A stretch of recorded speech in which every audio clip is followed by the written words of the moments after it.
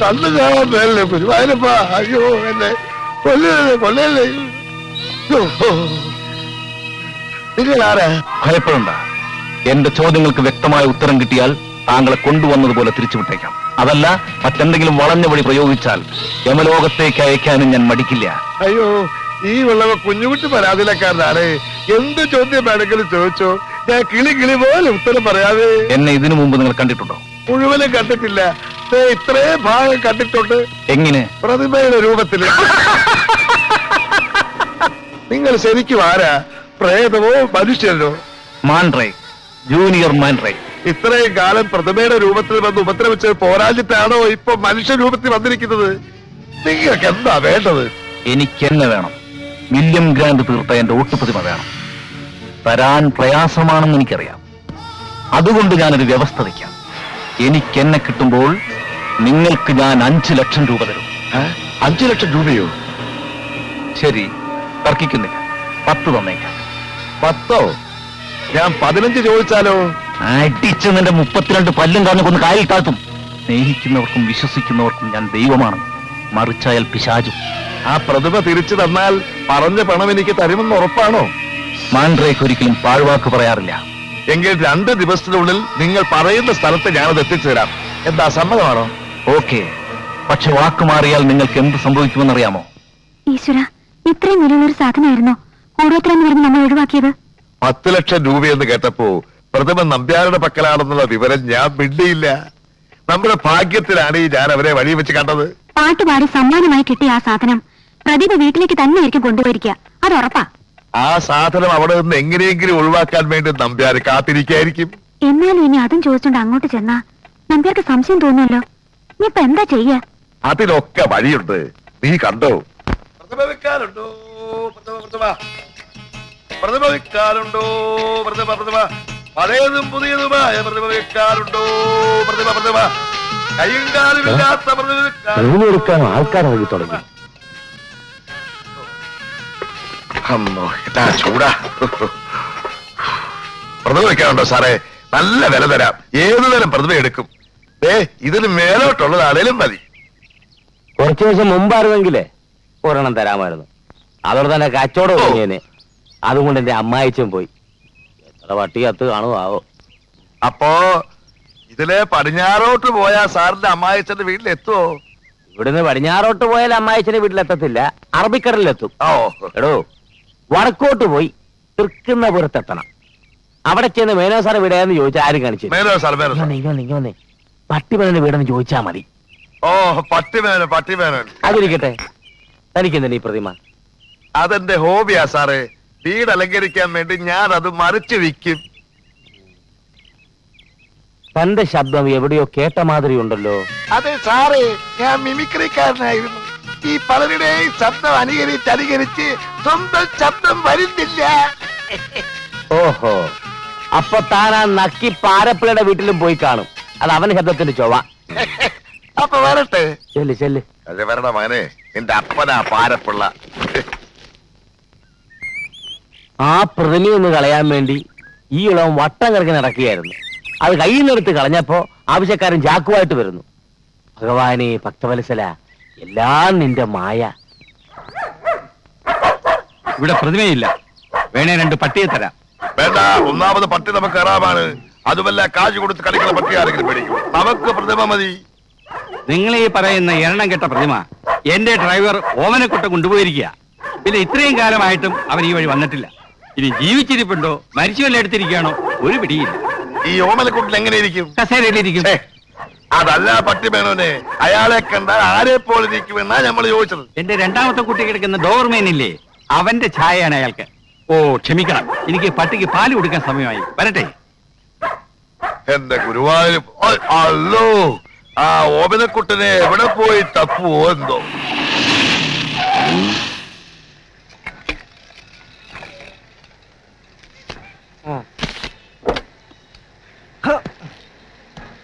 കടക്കാരൻ മരിച്ച ലക്ഷണമാണ്. ആ ഹലോ ചേട്ടാ. വരുന്നു. ഒരു പാക്കറ്റ് 555 ഇല്ല. അയ്യോ, 555 കാണുമോ? അതുമില്ല. ഒരു പാക്കറ്റ് സിംഗിൾ 5 വാങ്ങി വെച്ചൂടോ? ശ്രമിക്കാം. അടച്ചിട്ട് മണലി വരാൻ പോടെ ഇറക്കാം. മുതലാളി, മുയലാളി മുയലാളി $555 ഈ നാട്ടിലും കിട്ടുമെന്ന് തോന്നുന്നില്ല. ആ. അയ്യോ, ഒരു സോഫ്റ്റ് ഡ്രിങ്ക്.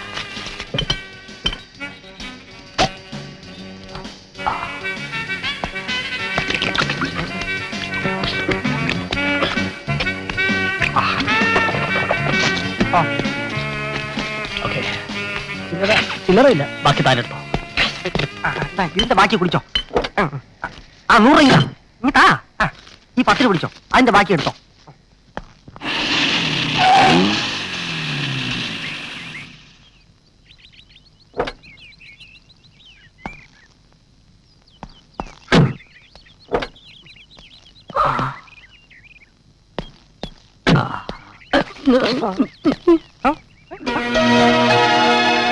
പോലീസ് സ്റ്റേഷൻ ചതിച്ചവന്റെ ഈശ്വര.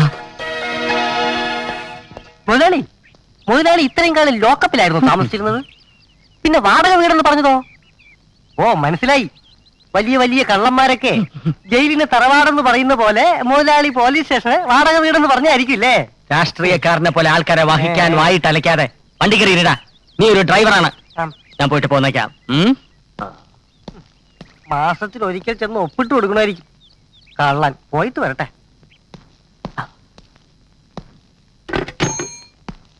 Good morning. ഞാൻ ഇവിടുത്തെ പഴയ ഒരു അന്തേവാസിയാ. ഏതാ സെക്ഷൻ? മോഷണോ പിടിച്ചോ? അയ്യോ, അന്തേവാസി എന്ന് പറഞ്ഞത് ഈ വീട്ടിൽ മുമ്പ് താമസിച്ചിരുന്ന വാടകക്കാരൻ എന്ന നിലയിലാണ്. ഓ മനസ്സിലായി. ഡ്രൈവർ ഓമനക്കുട്ടൻ. അതെ. ഡ്രൈവർ പണി മതിയാക്കി താനെന്താ സർക്കസിൽ ചേർന്നോ? എന്താ സാർ അങ്ങനെ ചോദിച്ചത്? ഞാൻ അഭ്യാസം ഒന്നും കാണിച്ചില്ലല്ലോ. ഈ ബഫൂൺ വേഷം കണ്ടിട്ട് ചോദിച്ചതാ. താൻ അഭ്യാസിയാണെന്ന് എനിക്കറിയാം. നിന്ന നിൽപ്പ് മുങ്ങുന്ന അഭ്യാസി. അയ്യോ, ഞാൻ മുങ്ങിയതല്ല, വിഴുങ്ങാൻ പോയതാ. വിഴുങ്ങാനോ? അതെ, ഹൈദരാബാദിൽ ആസ്മയ്ക്കുള്ള ഒരു മീൻ വിഴുങ്ങാൻ പോയതാ. ആസ്മ മാറണമെങ്കിൽ മീൻ മാത്രം വിഴുങ്ങിയാൽ പോരായിരുന്നു ഓമനക്കുട്ട. 4-5 മാസത്തെ വാടക കൂടി വിഴുങ്ങണോ? കുടിശ്ശിക തീർത്ത് ഇവിടെ തന്നെ താമസിക്കാൻ വേണ്ടി വന്നാ. ഓമനക്കുട്ട, താൻ ആദ്യം ആ വീട്ടുടമസ്ഥന്റെ കുടിശ്ശിക മുഴുവൻ തീർത്തു കൊടു. ഇവിടെ താമസിക്കുന്ന കാര്യം ഒരു 5 കൊല്ലം കഴിഞ്ഞിട്ട് ചിന്തിച്ചാ മതി. 5 കൊല്ലോ? 5 years? സർക്കാർ കാര്യമല്ലേ. പുതിയ പോലീസ് സ്റ്റേഷന്റെ പണിയൊക്കെ എപ്പോഴാ തീരുകയെന്നൊന്നും പറയാൻ പറ്റില്ല. എന്താ ഇവിടെ തന്നെ താമസിക്കണമെന്ന് നിർബന്ധമാണോ?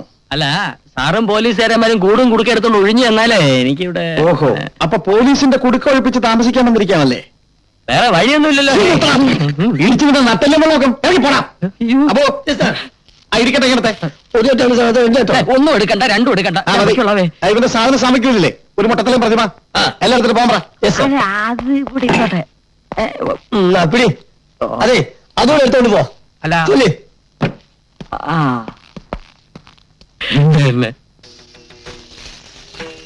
ഇനി ആശ മാത്രമേ ഉള്ളൂ ഞങ്ങൾക്കൊരാശ്രയം.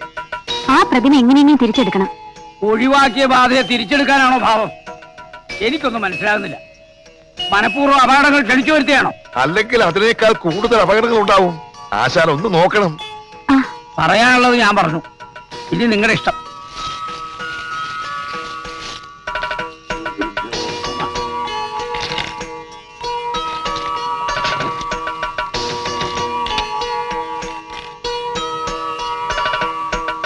വടക്ക് കിഴക്ക് ദിക്കിലൂടെ ഈ വസ്തു സഞ്ചരിച്ചുകൊണ്ടിരിക്കുക. വടക്ക് കിഴക്കെന്നൊക്കെ പറഞ്ഞാ ഞാനത് എവിടെ പോയി കണ്ടുപിടിക്കാനാ? അത് തിരിച്ച് കൈവരാനുള്ള മാർഗം എന്തെങ്കിലും പറഞ്ഞത് ആശാനെ? അത് തിരിച്ചു കയ്യിൽ വന്നാൽ അനർത്ഥങ്ങൾ ഉണ്ടാവും. അതല്ല, ഞാൻ സഹിച്ചോളാം. എനിക്കത് എങ്ങനെയും കിട്ടണം. എങ്കിൽ നാളെ ചൊവ്വാങ്കോട്ട ദേവീ ക്ഷേത്രത്തിൽ ചെല്ലുക. ക്ഷേത്രകുളത്തിൽ മുങ്ങിക്കുളിക്കുക. എല്ലാത്തിനും നിവൃത്തി ഉണ്ടാവും. ദേവി അനുഗ്രഹിക്കട്ടെ. ഗോപാല, ഇത് പ്രേതബാധയുള്ള പ്രതിമയാണെന്നാണ് പറയുന്നത്. ഞാനത് വിശ്വസിച്ചിട്ടില്ല. എങ്കിലും ഇതിന് കൂടെ കൂടെ നടക്കുന്ന അത്ര ബുദ്ധിയല്ല. ഇത് ഉപേക്ഷിക്കാൻ പറ്റിയ സ്ഥലത്ത് എവിടെങ്കിലും വണ്ടി ഒന്ന് നിർത്തുക. ഒക്കെയോ പുഴയോ അങ്ങനെ എവിടെങ്കിലും. എനിക്കറിയാൻ പാടില്ല ഞാൻ ചോദിക്കുക. അറിയാൻ പാടില്ലാത്തത് ചോദിക്കണ്ട. അറിയാവുന്ന ചോദിക്കാമല്ലോ. ചോദിക്കാം. മുതലാളിക്ക് എന്താ ഇടപാട്? മന്ത്രവാദോ അതോ കള്ളക്കടത്തോ? എന്തായാലും എന്റെ അടുത്ത് തുറന്നു പറയാം. മുതലാളിയുടെ ജീവൻ കയ്യിൽ പിടിച്ചിരിക്കുന്ന എന്റെ അടുത്ത് എന്തിനാ ഈ സസ്പെൻസ്?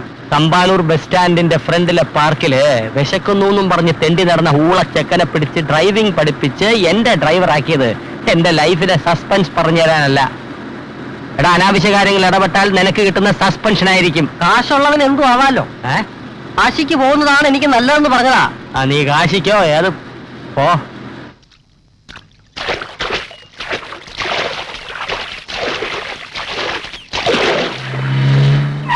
അയ്യോ, കൊക്കയോ പുഴയോ എന്താന്ന് അറിയില്ല, പക്ഷെ വെള്ളമുണ്ട്. ആ മൊട്ട തലയെടുത്ത് പുഴയിലോട്ട് തള്ളി മുതലാളി.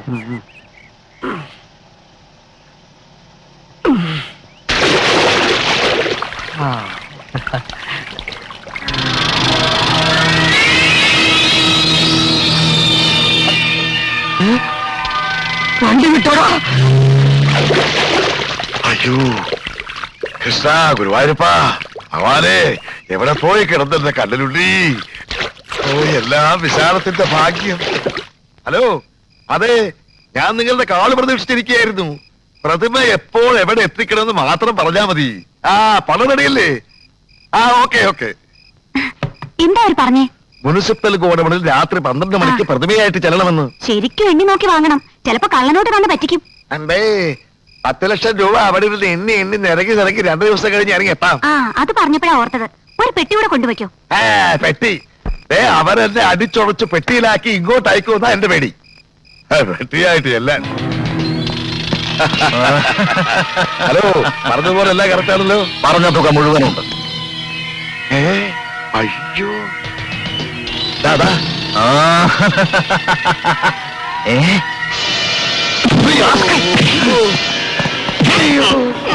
പ്രതിമ എന്തിനാണ് ആ കാലപാടം പാരെ എന്നെ തല്ലണത്?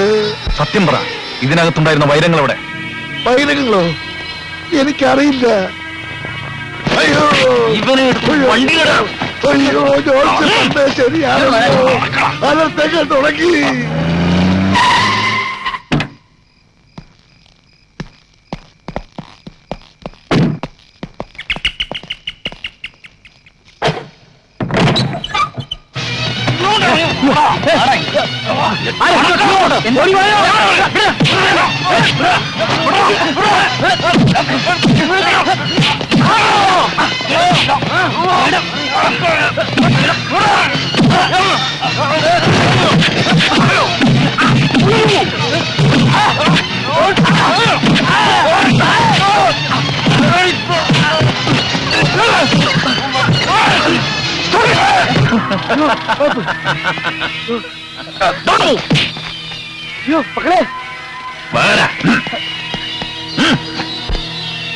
ഭാര്യയും മക്കളും ജീവനോട് കൂടി ഇരിക്കണമെങ്കിൽ നീ എന്റെ കൂടെ വരണം. ഞാൻ വരാം. നടക്ക്.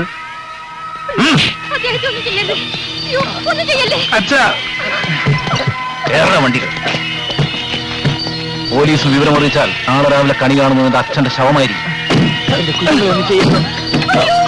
മക്കളെ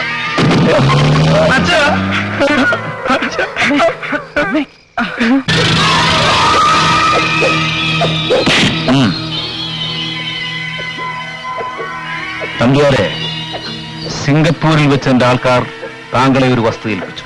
അതെനിക്ക് കിട്ടി. പക്ഷെ അതിനകത്തുണ്ടായിരുന്ന വൈരങ്ങൾ അതെവിടെയാണ് ഒളിപ്പിച്ചു വെച്ചിരിക്കുന്നത്? എനിക്കൊന്നും അറിയില്ല. നടക്കണം. അയ്യോ എല്ലാം പോയി നമ്പ്യാരെ. നമ്പ്യാരെ, ഒരു ഈയാമ്പാറ്റയെ കൊല്ലുന്ന ലാഘവത്തോടെ എനിക്ക് നിങ്ങളെ കൊല്ലാൻ കഴിയും. പക്ഷെ ഞാനത് ചെയ്യുന്നില്ല. കാരണം എനിക്ക് എന്റെ സമ്പാദ്യങ്ങൾ തിരികെ വേണം. സത്യമായിട്ടും എനിക്കറിയില്ല. അത് വെറുതെ. നിങ്ങളറിയാതെ അത് എങ്ങും പോകില്ല. സത്യം പറ. ഇല്ലെങ്കിൽ നിന്റെ ഓരോ നഖങ്ങളായി ഞാൻ ഊരിയെടുക്കും, പിന്നെ നാക്കും. പിന്നീട് ഒരിക്കലും നിനക്ക് ഒരു സത്യവും പറയാൻ കഴിയില്ല. എന്റെ നമ്പ്യാരെ, തല്ലുകൊള്ളാൻ എന്റെ ദേഹത്തിന് ഇടമില്ല. ആ വൈരം എവിടെയാണെന്ന് വെച്ചാൽ അതങ്ങ് എടുത്ത് കൊടുത്തേര്. ഈ നാക്കും നഖമൊന്നുമില്ലാതെ. അയ്യോ, ഞാൻ പറഞ്ഞത് സത്യമാണ്. ആ പ്രതിമ എന്റെ കയ്യിൽ നിന്ന് എന്റെ അമ്മായിച്ചനെ എടുത്തോണ്ട് പോയത്.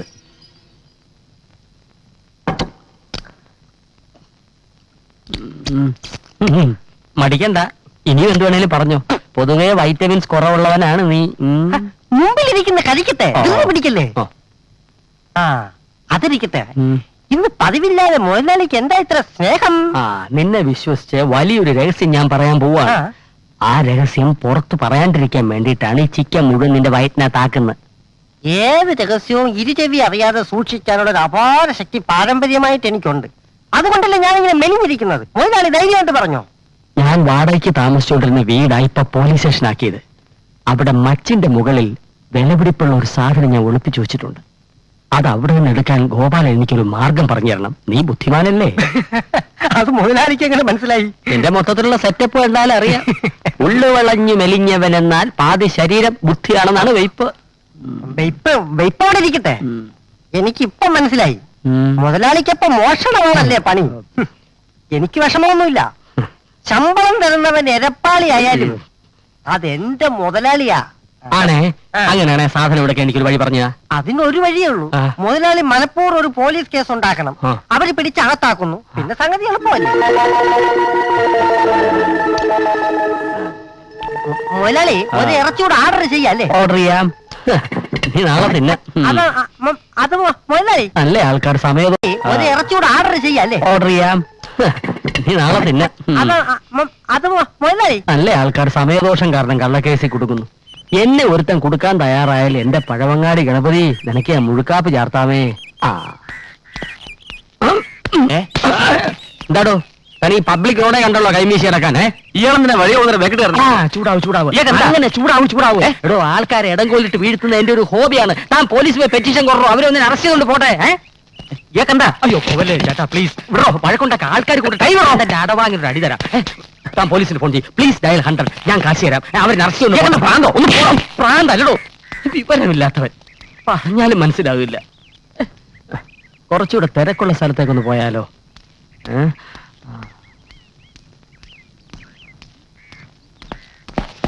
ഇത് സയ്യാസാവും.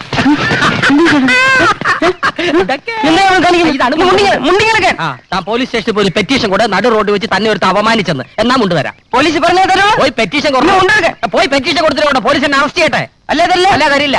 തരില്ല.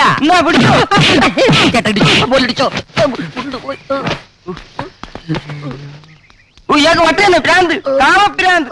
ഭ്രാന്തെടുത്തോണ്ടും കാര്യമില്ല.